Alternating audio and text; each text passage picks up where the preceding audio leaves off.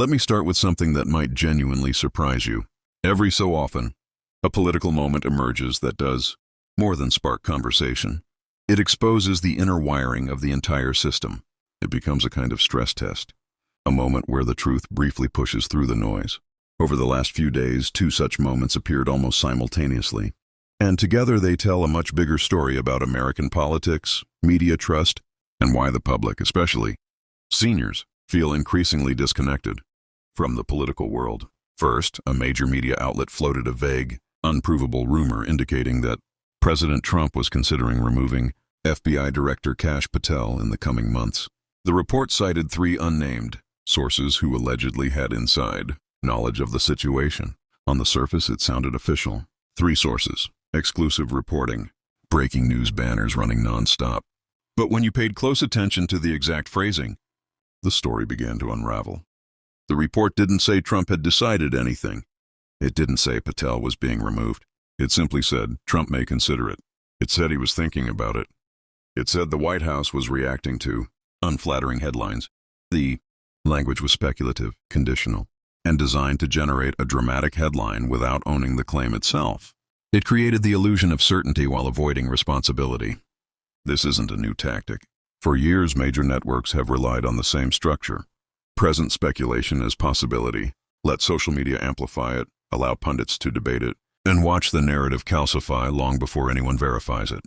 By the time the truth emerges, the damage is already done. But this time, something unusual happened. The narrative collapsed before it even gained traction. Within hours of the report airing, a reporter aboard Air Force One asked President Trump directly, "Are you planning to replace Kash Patel as FBI director?"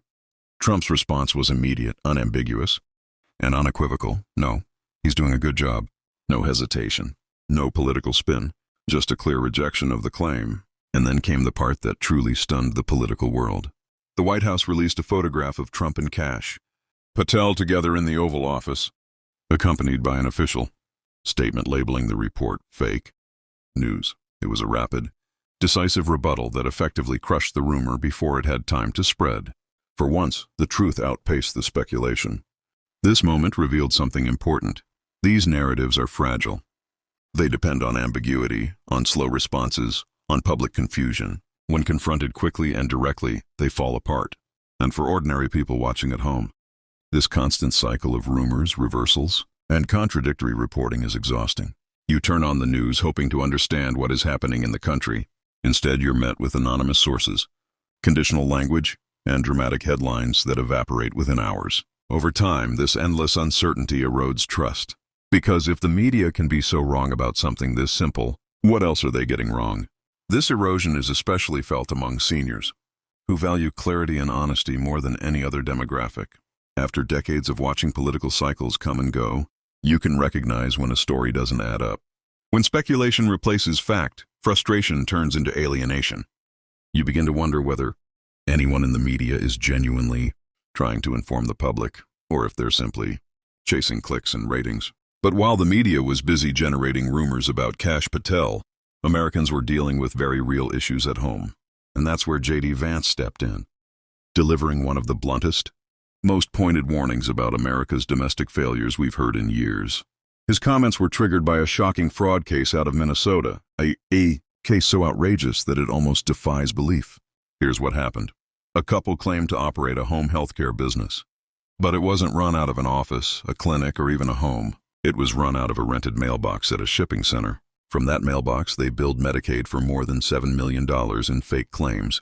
They pretended to serve patients who didn't exist or weren't receiving care at all, and they used the stolen money to buy luxury items, designer purses, expensive vehicles, and a lifestyle they never earned.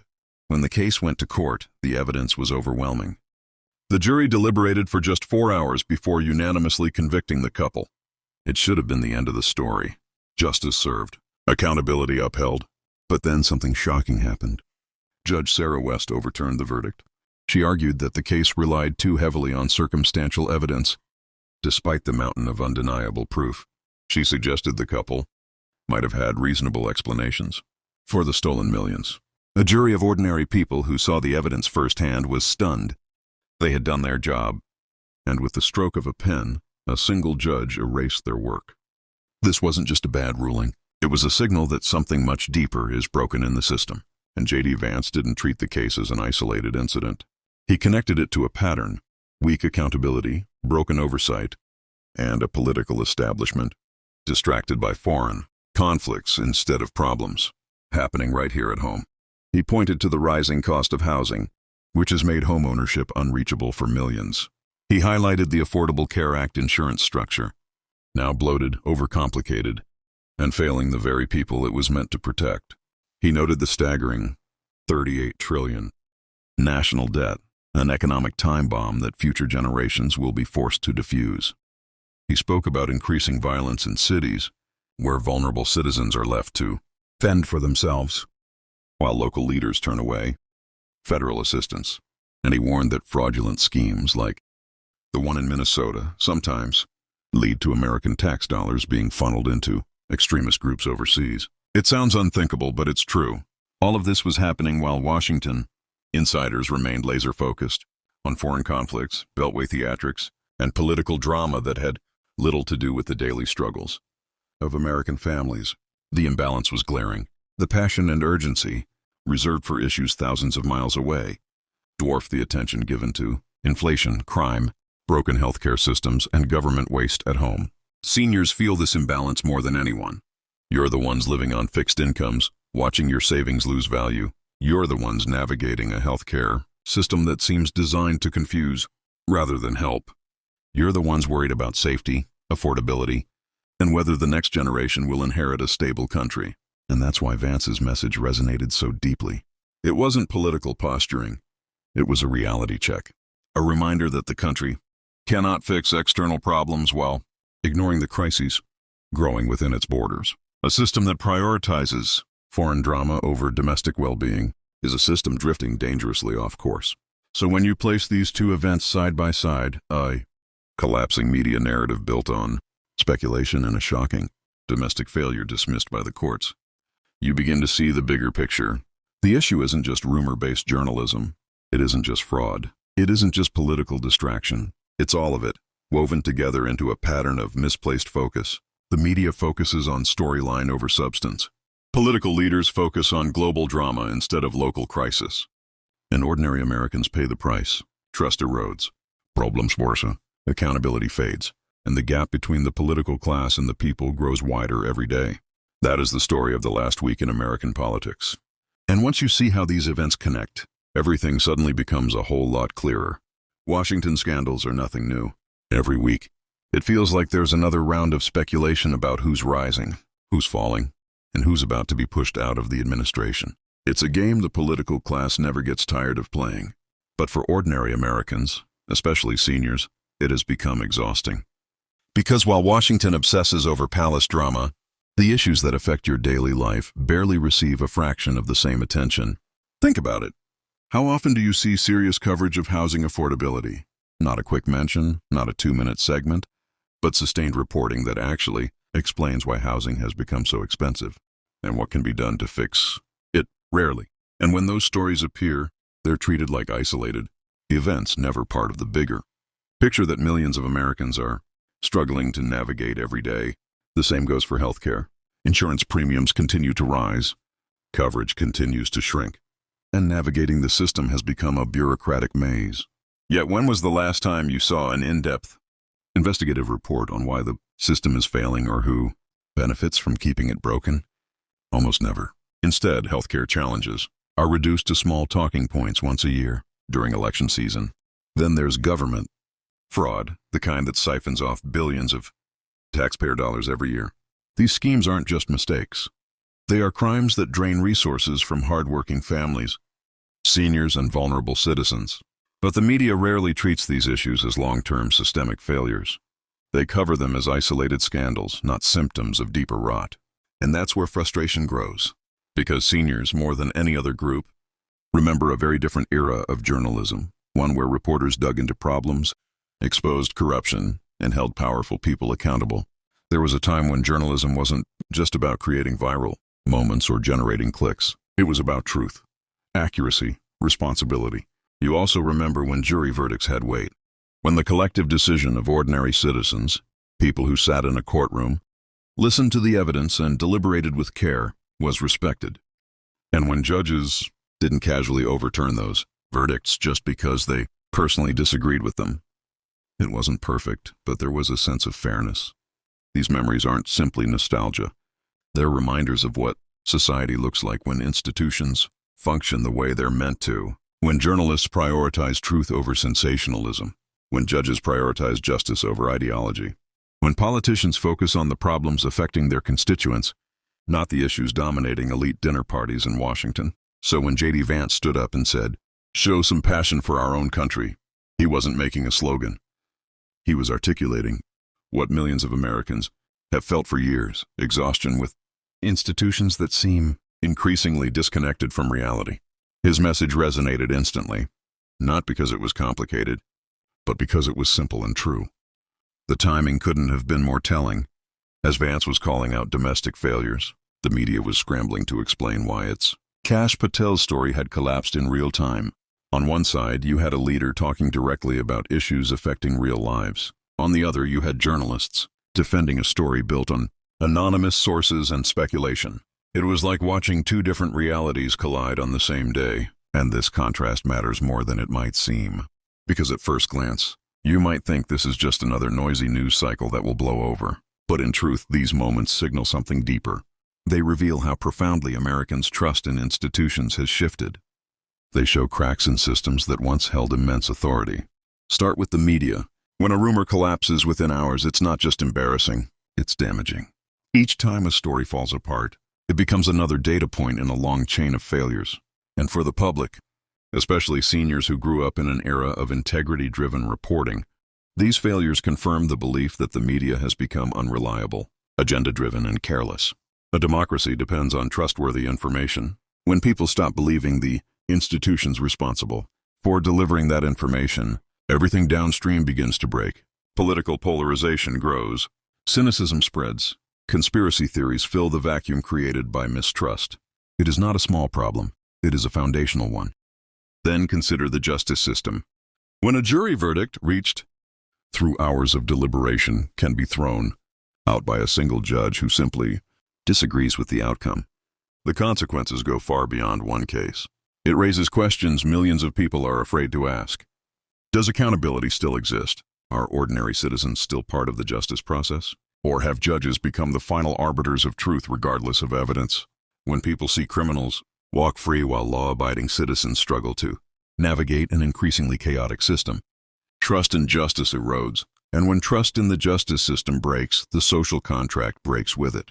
On top of all that, political leaders continue to spend more energy on foreign policy debates than on the domestic crises impacting everyday Americans. Inflation, crime, housing, healthcare, corruption, these issues shape real lives. They affect families, seniors, workers, and communities. Yet they rarely receive the same urgency or passion as conflicts unfolding thousands of miles away. Over time, this sends a clear message. Washington's priorities do not match the public's priorities, and that creates alienation, deep, growing alienation. People feel disconnected from the political class, as if the country's leaders live in a different world entirely, insulated from the struggles of ordinary citizens.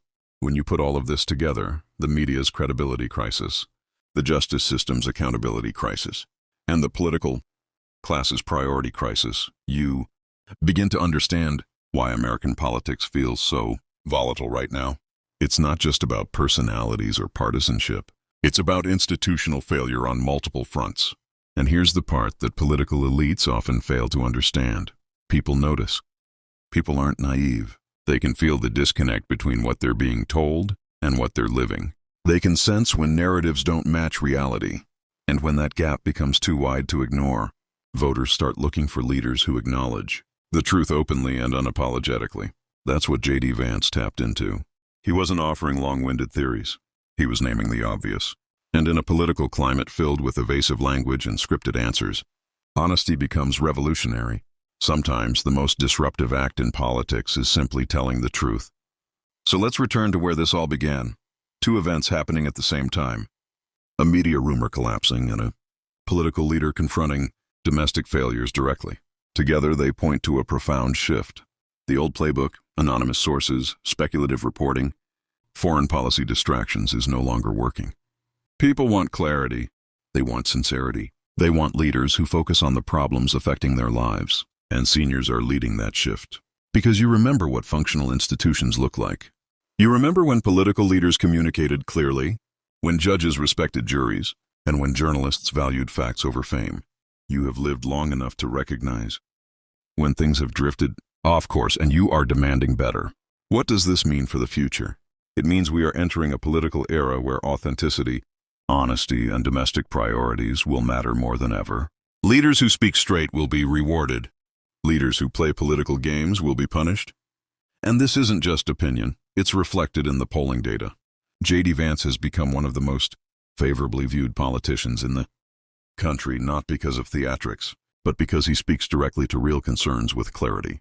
Meanwhile, media institutions, clinging to outdated tactics, are losing credibility at unprecedented rates. The old model of narrative control has cracked, and a new, more decentralized information landscape is emerging, one that demands transparency and rejects manipulation. And the justice system is heading toward a reckoning. Outrage over cases like the Minnesota fraud ruling isn't fading, it's growing. These cases are sparking broader conversations about judicial overreach, accountability, and fairness. And as more people see these patterns, pressure for legal reform will intensify. The good news is that when problems become this obvious, they cannot be ignored forever. Pressure creates change. And right now, America is experiencing more political pressure from the public than at any time in decades. People are tired. Tired of lies. Tired of corruption. Tired of leaders who ignore domestic crises while obsessing over political theater. This frustration is no longer silent. It's becoming action. You can see it in the polls. You can see it in social media conversations. You can see it at rallies and town halls where people gravitate toward leaders who speak plainly and honestly. The energy is real. The question now is whether that energy turns into meaningful reform or fades into cynicism. And that's where everyone has a role. Institutional change requires engagement. It requires asking hard questions, challenging broken systems, and sharing your experiences, especially with younger generations who may not know how different things once were. Because your perspective matters. Your lived experience matters.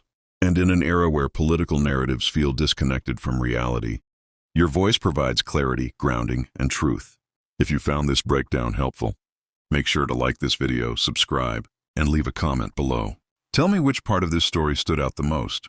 The collapse of the Kash Patel narrative, the shocking Minnesota fraud case, or JD Vance's call for domestic focus. Your voice matters because together, we're shaping the conversation about the future of this country and the kind of leadership Americans deserve. Democracy isn't a spectator sport. It demands engagement. And moments like this reveal exactly why your engagement matters more than ever.